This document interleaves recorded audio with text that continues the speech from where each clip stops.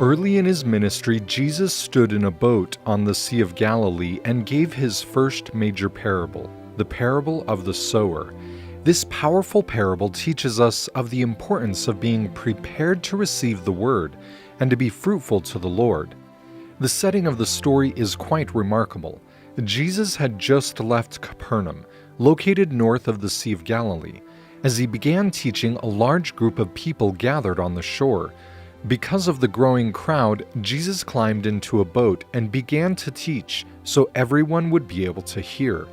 Though we don't know the exact location, the traditional site is called the Cove of the Sower and has been identified because of the naturally created acoustics.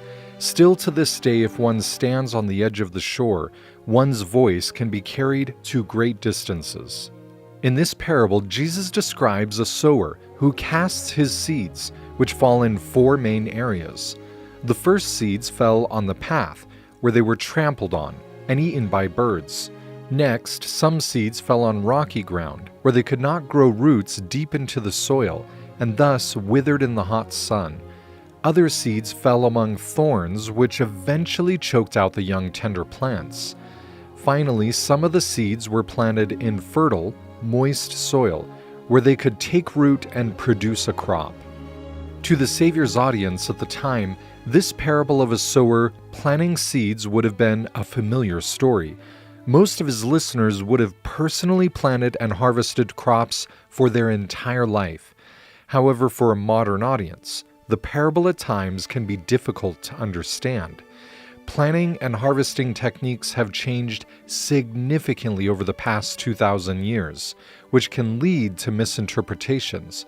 With this in mind, let's get our hands a little dirty, so to speak, and learn about ancient farming.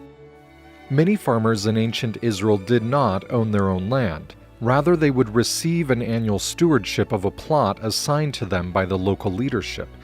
Each individual farmer would mark their plot of land, not with a fence as is common today, but rather by some sort of a land marker, such as a tree, a pile of rocks, or other notable feature. Without fencing, little paths would be used so farmers could access their pieces of land. This is likely what Jesus refers to as the first type of soil, where the seeds fall on the paths and are eaten by the birds. Jesus tells us that this represents those who hear the word, but because they don't understand, the evil one takes away the seeds that had been planted in their heart. After the previous crops were harvested, the fields were then burned. This put the ash and other minerals back into the soil. Animals would then be allowed to roam the land, rummaging for food, leaving behind manure, and thus fertilizing the soil. In such an arid climate, the hot sun would bake the ground and manure, leaving behind hard, cracked soil. While Israel is dry throughout much of the year with almost no rain from May to October, when it does rain, it pours. In fact, Jerusalem receives about the same amount of rain as London, but in less than half the number of days. This rain falls predominantly during two seasons, known as the former, or early rains, and the latter rains.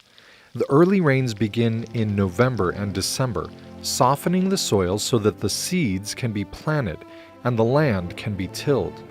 The latter rains come in March and early April, nourishing the planted crops, with the harvest of barley coming at Passover around March or April, and the harvest of wheat at the Feast of Weeks in May or June.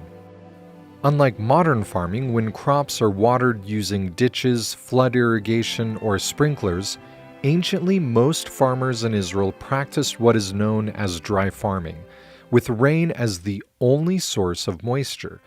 This means that it was crucial to plant crops during the rainy season.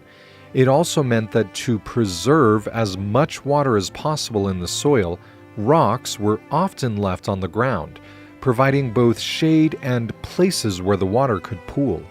This is very different from early American and European farming, where rocks were removed from the fields and used to build the fences around the property. This would likely be what Jesus was referring to for the second type of soil, the rocky ground. It represents those who initially receive the word with joy, but because they have no root, when times of trouble come, their joy proves to be short-lived and they fall away. Once the soil was softened by rain, the farmer first cast the seeds on the ground. Next, animals were used to pull a plow to till the land and mix the seeds into the soil. Because the seeds are sown before the land is plowed, they might fall upon thorny ground, or where weeds and thistles grow.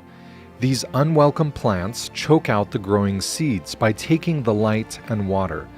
The thorny ground represents those who hear the word, but let the cares of the world and the deceit of wealth choke out the word, and thus never become fruitful. And finally, we learn of the seeds that fall in moist, fertile soil. The good soil represents those who hear and embrace the word. It is they who can produce a crop which yields many more seeds than used to sow, yielding as much as 30, 60, or even 100 times the original number of seeds planted. This powerful parable, as one can imagine, can have multiple meanings or interpretations. The sower can represent God or those authorized to act on his behalf. The seed, Jesus tells us, is the Word. This could be the gospel of Jesus Christ, or even the Savior himself, for he tells us, "I am the Word." As we read the parable of the sower, we might ask, where do the words of Christ fall in our lives? Do they fall on trampled paths, rocky soil, thorny ground, or good soil? In Ephesians, we are encouraged to let the word of Christ take root in the fertile ground of our hearts, that Christ may dwell in your hearts by faith, that ye, being rooted and grounded in love, may know the love of Christ, which passeth knowledge, that ye might be filled with all the fullness of God. For those of us who have Jesus Christ deeply rooted in our hearts, what are we doing with it? Are we seeking to multiply the Savior's love by sharing it with others? Are we constantly working and tending the soil of our hearts so that the planted seeds can continue to flourish? As we find joy in studying the words of Christ, we will find strength to withstand the thorns, rocks, birds, and even the harsh rays of the sun beating down upon us. As we do so, the refreshing, living waters that come from the Savior will provide the life-giving nourishment we need to grow and flourish.